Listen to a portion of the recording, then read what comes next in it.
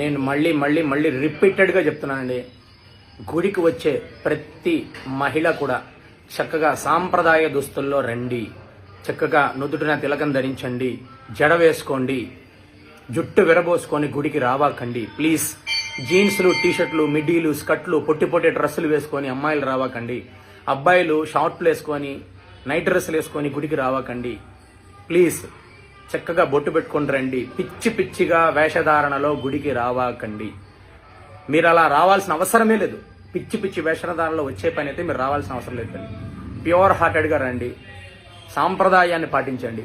మనది ఎంతో పురాతనమైన గొప్పదైన హైందవ సాంప్రదాయం. ఈ హైందవ సాంప్రదాయంలో పుట్టిన ప్రతి ఒక్కరూ కూడా మన సాంప్రదాయాన్ని పాటించాలి. అట్లీస్ట్ గుడికి వచ్చేటప్పుడైనా తల్లి, మహిళలు మరి వరస్ట్గా వస్తున్నారు. మీ పేరెంట్స్ మీరు మమ్మల్ని ఎలా ఎంకరేజ్ చేస్తున్నారండి? పెద్దవాళ్ళు చెప్పరా అండి? ఇంకేంటంటే మీ పెద్దరికి మీ పిల్లలకి మీరు చెప్పకపోతే బయట